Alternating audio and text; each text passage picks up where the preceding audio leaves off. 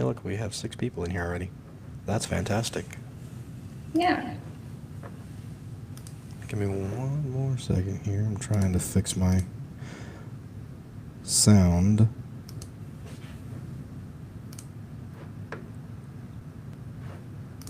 Try and say something now if you would. Hello, hello. How's it going? Nope, that's not going to do it.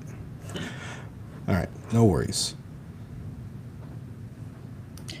Yeah, Dylan, when we Well, played it looks around. like we are live. We'll wait a second and see if anybody else comes in, and then we can get started. Oh, hi, Evan. How's it going, Dylan?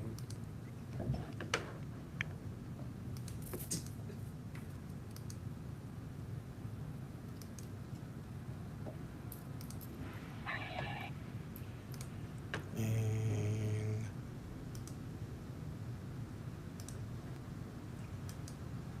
fantastic.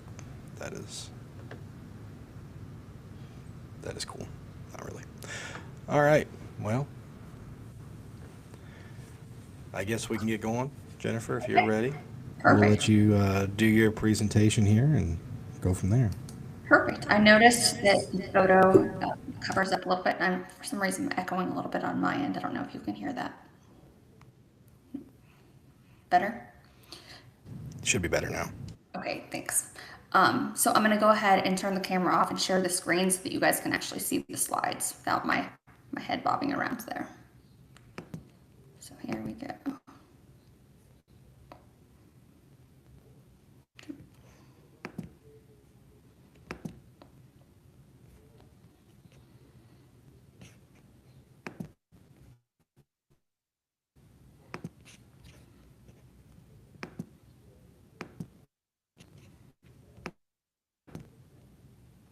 All right. Okay.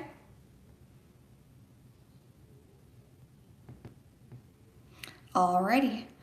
So, everyone, my name is Jennifer. I work with GMG and ViruSafe. I want to thank everyone for jumping on the call. I'm excited to talk to you all.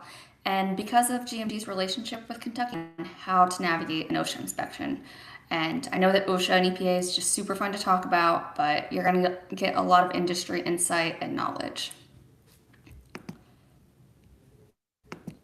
So a little bit about GMG. We've been around since 1989. We've been the leader in EHS for the automotive repair industry. Currently, we're servicing over 6,000 facilities. So what exactly do we do? In short, what we do is become your compliance department. So our coordinators walk your facility on a quarterly basis, and they're ensuring that regulations are being met.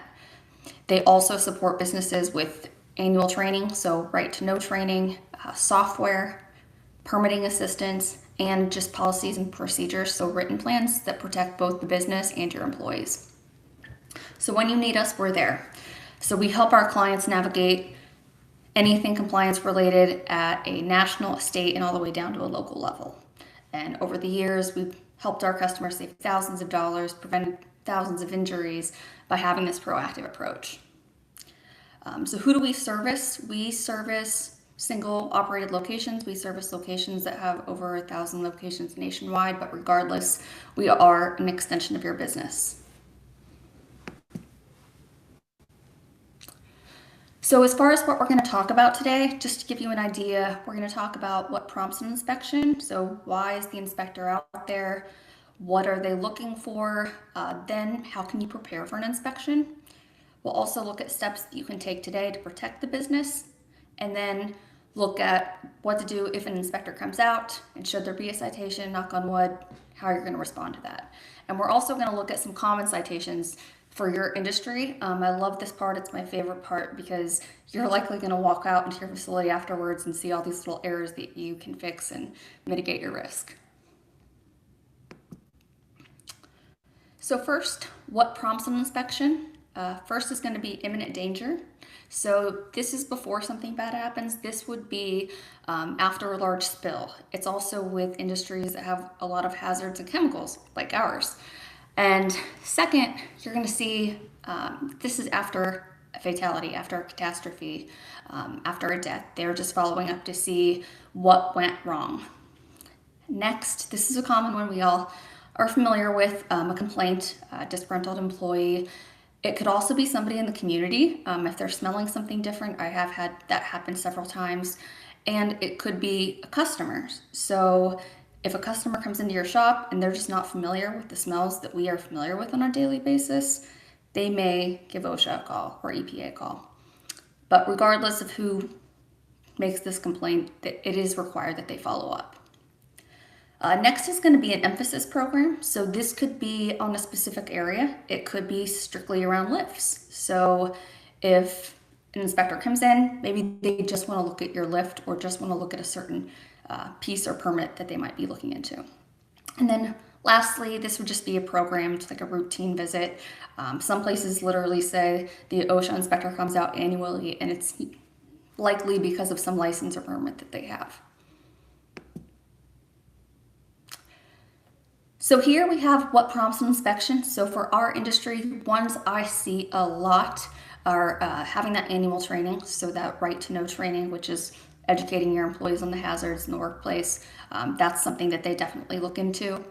Also fit testing, that is a big one. If you have anyone welding, anyone spraying paint, or around chemicals that is wearing a respirator, they're going to need to have that fit testing. A lot of places had 3M doing this years back. Hasn't been done for 5 or 6 years now, but we do that as well. And that does need to be done regardless.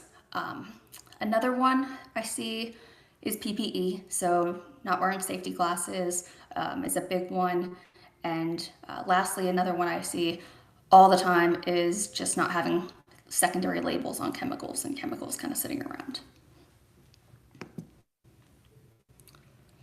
So creating an inspection policy. So the inspector shows up and they point something out, something's wrong. Just saying, I don't know, isn't a good example or an excuse. You basically just want to have a proactive approach, and this would look like having a 1 to 2 page document together. So a written policy that just explains what an employee should do if an inspector shows up when management isn't present. So if you have this policy in place, you restrict the inspector access to the building when you're not there. So you can have an escalation plan. If A manager isn't there, maybe they go to B manager. If no manager is present and an employee lets the inspector into the building and you have this written policy in place, anything that they see has to be thrown out. So GMG actually has a template that we can provide for you guys at no cost, typically a $500 benefit, but this is great to have in place so that you can protect the business.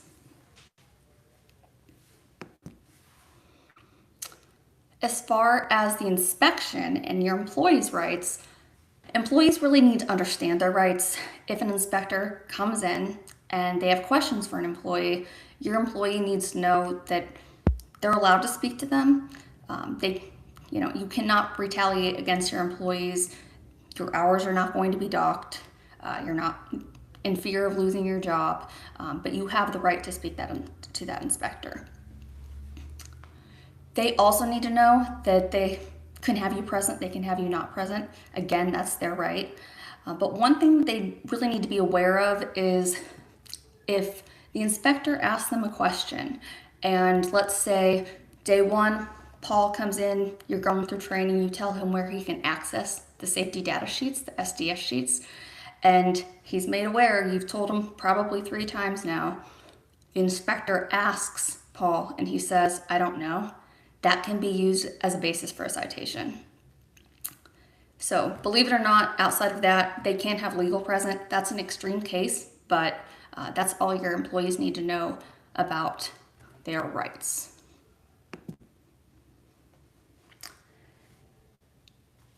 As far as your inspection rights, you do have the right to refuse an inspection. You do not have to allow them access to the building.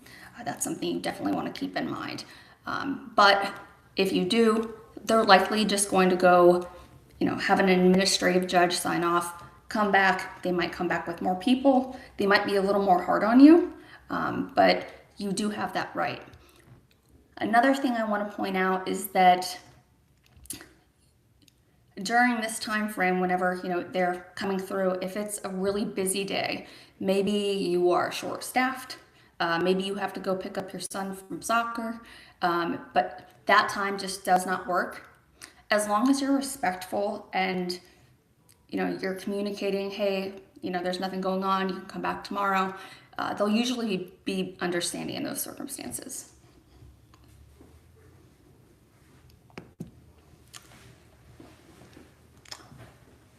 So when an inspector comes into the shop, the first thing you want to do, always be courteous. You want to get a copy of their credentials. So find out just that they are who they say they are. And then you want to make sure that you're getting them out of the customer eye, go to a conference room, sit down, and just ask questions and take notes. First thing you're going to want to ask is what's prompted this visit. So back to those questions of the level of importance. And once you've found out, let's say it's a complaint, you're allowed to ask for a copy of that complaint. It does not mean they'll necessarily give it to you, but you just want to be able to find out, what's going on, find out if they're going to be talking with employees, and ask what specific documents they want to see. You do not want to give them free rein to all your documents. So maybe they are just there to see a lift, and you take out all your documents, and it just opens you up to them seeing maybe some other gaps that you're not aware of. If they are there on an emphasis program, like the lifts I mentioned, you make sure that you are walking with them and only give them access to that while they're walking the facility as well. So the fun part, the walkthrough. So imagine you're about to walk into the shop and you're thinking, oh boy, what are they going to see? First thing first, because I've had this happen several times, make sure that you are putting on your safety glasses and offering them safety glasses if they don't have them. Sometimes if you do not, this has really changed the energy of the inspection, and it just changes the vibe. So once you're in the facility, you're going to want to walk with them, like I mentioned. Ask questions. If something looks blocked off from one view, not another, make sure you're taking pictures. Make sure that if they're taking a measurement, you're taking a measurement. If they do see something there that could be fixed while they're present, so it could be an eye wash station that needs changed out. It could be a razor blade on the ground, a label that needs put on. Definitely take care of that while they're present. And also, if you don't have an answer to something, just let them know that you'll try to get them an answer by the time they leave.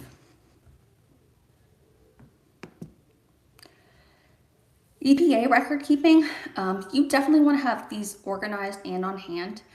Some things that they'd look for if they come in are 609 certifications, VOC logs, but these logs, lab reports, chemical inventory records, you want to keep them organized so that if somebody from EPA comes in, these are easily accessible.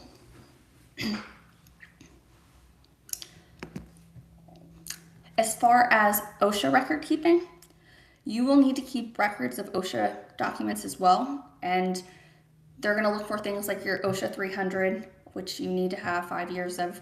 They're going to want to see your OSHA 300A, which is a record of that report. They're also going to want to see your safety data sheets, lift inspections, proof of fire extinguishers being serviced, eye wash station logs, things of that nature.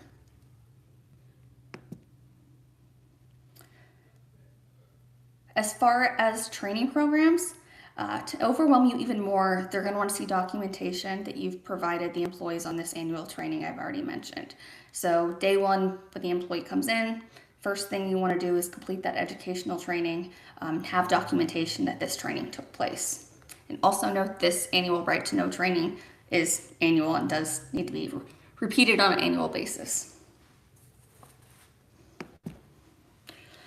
So how does GMG help here? One thing that we do is provide a docu-system. Things that you want to have in place are written programs, programs that tell you, what you're going to want to do in the event of a tornado, in the event of a spill, in the event of, a fire. It just gives you emergency action plans and tells you how to navigate situations. And then there's also a folder system, similar to how I was mentioning how to keep record keeping, that house, different hazardous waste logs, different employee documentation for you to access.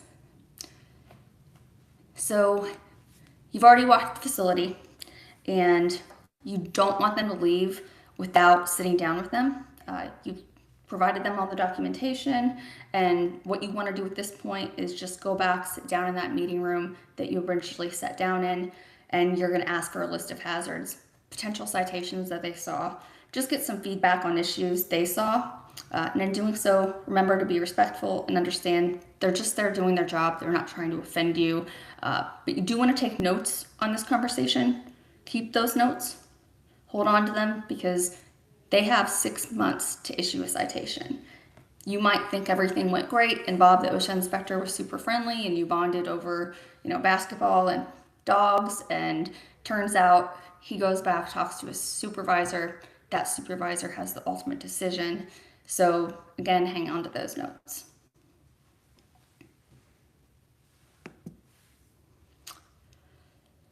As far as citations, these are sent certified mail, so obviously they know that you've received the citation. So make sure that you be keeping an eye out for your mail. Don't let it pile up on your desk or anything. But there's something that you also can't sit on, because you only have 15 days to respond to a citation. The details of what they're citing you for are going to be lined out, as well as the fine. Penalties get very pricey. They're established by shop history. They're established by, whether this is a repeat offense. So financially, for a first offense, that can be up to $16,000 for these repeat offenses I'm mentioning. So for instance, they come in, you don't have a fire extinguisher mounted 3.5 to 5 feet above the ground, or maybe you don't have a yellow sign above it pointing down. You can have that happen. They come back a year later, it happens again. That's going to be a multiple of 10. So if it was a $16,000 fine initially, then you'd be looking at a $160,000 citation. Also note, if they give you a time frame that you have to fix something, they can actually fine you another $16,000 per day while that's getting fixed. And the last thing I want to mention on this page is OSHA got rid of a policy that they called grouping. It used to be where if, let's say, none of the employees had safety glasses on, then you just get one citation. But now if you have 5 employees that don't have safety glasses on, that would be 5 citations.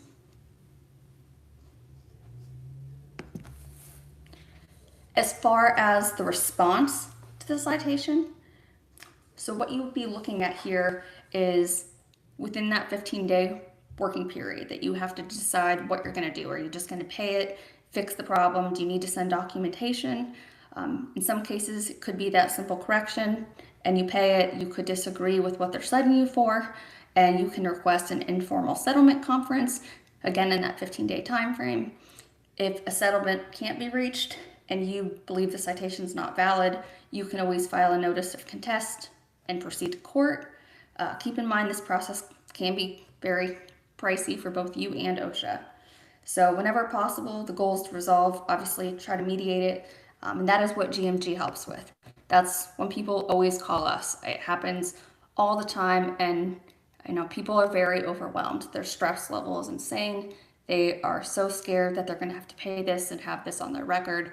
So that's when people call us. We help mitigate the risk, potentially take it away, and put a program in place to assist. So this is my favorite part, the common workplace violations.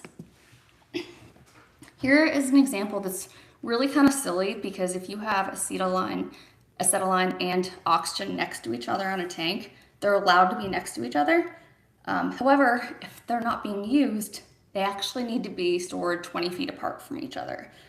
Oxygen's a fuel for fire, acetylene starts fire. So in this circumstance, an inspector comes in, they're not in use. This resulted in almost an $8,000 fine. Here's another example where a DNR inspector comes in. He gets free range to the facility, walks around, sees a bunch of spray cans, shakes it up, paint comes out. So obviously a hazardous waste disposal. again, around $8,000. This one is around a compressor, just a little oil drip here, just accumulated over time because slips and falls are huge risks in our industry. OSHA deemed that the floor is unsafe, and this resulted in a $10,000 fine.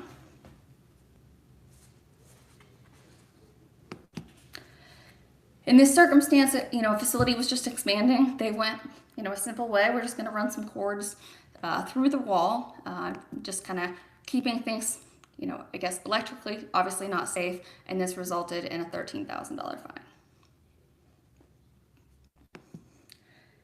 This one is a unique situation. I've actually had people run out and buy new ones after I do this. So this circumstance, an employee brought one in from home, it didn't have a safety shield, and a worker puts it in his private area, and inspector comes in, even though the owner gave the guy approval, said to put a sign on it, it actually resulted in a $20,000 fine. Here is a really unfortunate one, and sadly happens way too often, but obviously when inflating large tires, if something's not constrained, there was one recently down in Florida that resulted in a fatality and resulted in a $32,000 fine and a tragic accident. This one here, again, this is one about those fire extinguishers, and it was a repeat offense, not having them mounted. This is something where, you think you have everything in place with the fire extinguisher, and, it's serviced on an annual basis, it's mounted correctly, it's accessible, but in fact, you can get the smallest little detail wrong with a yellow arrow down to it, and those can be $3,000 each. So something to keep in mind. So this relates to a emergency exit in an area where there was some vagrancy. There were some homeless people trying to break in, steal some tools. And so the owner just decided, I'm going to shut off this area, keep the people away, keep them out, keep the tools safe. And this, because it was a fire hazard, resulted in a $67,000 fine. This one's close to home for you all, I'm sure, because it's a trucking incident. This one's really, really tragic. It really shows how an everyday process turns into a complete catastrophe. So a shop didn't establish a confined space training program. A technician entered a tank for an annual inspection. He inhaled bleach, chlorine gas in this confined space while he was in there, and later died from the exposure. They just didn't educate their employees on confined space. It was a simple fix, easily could have been preventable, nor did they educate their employees on fall protection or I believe it was respirator fit tests either. So this was massive. This was $326,000. So after learning all this, I'm sure you're a little overwhelmed. And so that's just where GMG comes in. We are your compliance department. We help our employees in 4 different areas. We have in-person expertise come out, we provide training and software, and we help with vendor services and certain packages that we offer. We have coordinators everywhere you see a dot here, and what do those coordinators do? They're the experts. There is not a chemical or a tool that they're not familiar with. They go out, do those on-risk assessments to ensure that those OSHA regulations are being met. They'll do that in-person training. They assist with paperwork, housekeeping, your docu-system, put up signs, they take care of everything for you. Outside of our research teams, this is one I have run into with trucking several times when I've sold some trucking companies, and it's one where a company doesn't know what permits are required. So our team of research experts digs in, finds out what's needed, and sometimes these can be up to 200 pages long. We're kind of going through things, and then we also have our permit team, so we actually go through the application process, submit your information, have it ready to go. All you do is pay, and we take care of all that.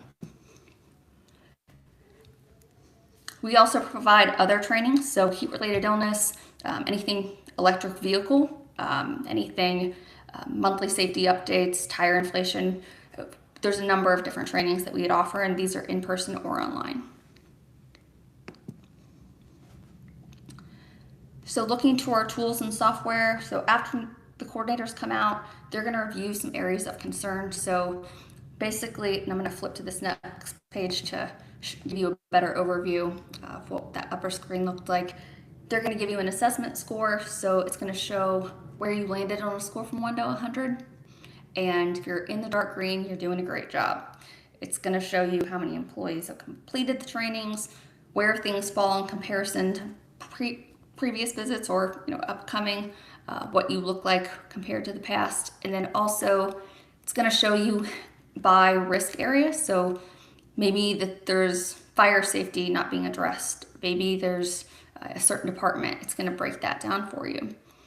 And then the action plan number 5 here, that is going to be your 5 top things that you would need to have fixed. Maybe somebody needs a respirator fit test, secondary labels. There's just a number of things where these are the ones that need addressed sooner than later. It's also going to have a breakdown of your employees with certifications that they need are coming up. It's going to have stored documents, those stored permits, and then it also houses your SDS sheets. So when we come in, we take full inventory of everything that you have in your shop. We have them on hand in our system already, and then we just put a login up. So we put up signs within your shop, so if the employees need to access them, they can just sign in on their phone. There is a vendor service option as well. It helps, for some locations that have many locations that maybe need a national account manager that really digs in deeper. And then obviously with vendor sourcing, sometimes people just wear too many hats and they don't want to deal with getting bids or scheduling, fire extinguishers being serviced, and we can take that off your back as well. So the services we offer, there's 3 of them. I'm going to be kind of brief on these ones, but because the next page kind of explains it as well. Our standard includes those written programs, the support, the training. It also has 1 visit per year. The Advantage, 4 visits, includes all that permitting and research that we assist with. And then Premier, this one also includes that vendor management that I mentioned and a dedicated national account manager. Pricing wise, you'd be surprised because if you think about it, sometimes this price might seem high. However, just doing permitting, you can look at $2,000 per facility, or just to do fit testing, you could be looking at $500 per facility. So it depends on what you guys currently have set up. It could be a situation where, again, it happens, 6 months down the road, you say, oh, I remember Jennifer. I'm going to call her. She's going to help me get rid of this OSHA citation. But regardless, this is just to give you an idea of where our pricing falls. And there is a $200 enrollment. Here is my contact info. I'm happy to give those templates to anybody. That included the employee rights as well as the company rights for the inspection. I'll be reaching out to get those in you guys' hands. And at this point, I'm just going to open it up for some questions.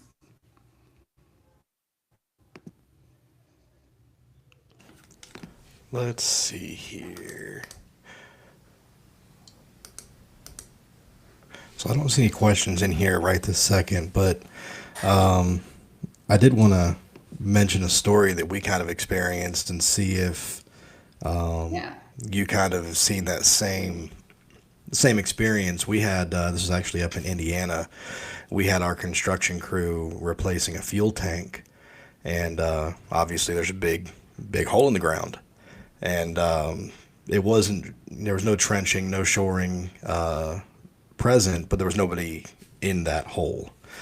OSHA shows up, Indiana OSHA shows up, and they talked to one of our guys, and actually it was a subcontractor's employee, and he goes, yeah, I was down in that hole earlier. And we're like, oh no. Yeah. And anyway, fast forward, I have a friend that works at a company similar to what you guys do, so I called him up, and they came in and helped us, do some training and things like that. So when we went into the informal hearing with Indiana OSHA, we went to them and said, hey, look, we've done this training, we've implemented this stuff, we brought that subcontractor in for training, we did all of these things, and we were actually able to get that fine significantly reduced, as well as changed from a serious event to a less than serious.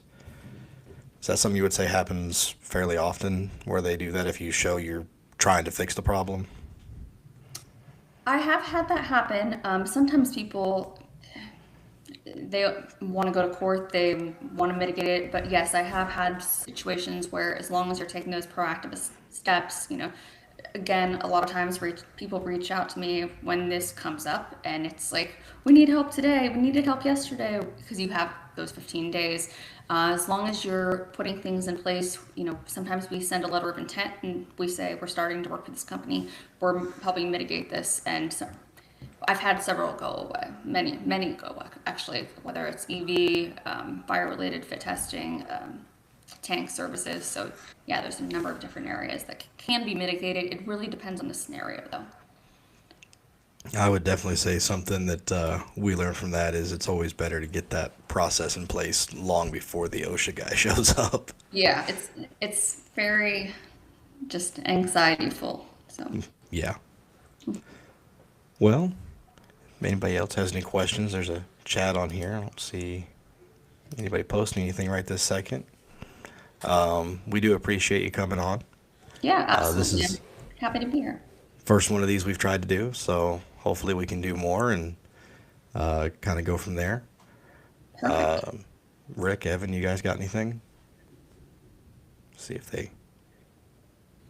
No, I don't really have anything to share other than, thanking everyone that made it from Tennessee and Kentucky. We're going to try to do some more seminars like this throughout the fall and just kind of integrate these with our Safety Management Council, whether that's the Bowling Green location or the Louisville. So if you guys have any suggestions, anything you want to hear about, let us know. This is a trial run, so of course we're going to try to improve every time, but just let us know what y'all want to hear about and we can bring that stuff to you. Yep. Awesome. Well, thank you for showing up. Thank everybody Yeah. for coming in. And everybody have a great rest of your week. You as well. Take care, everyone. Thanks. Thank you.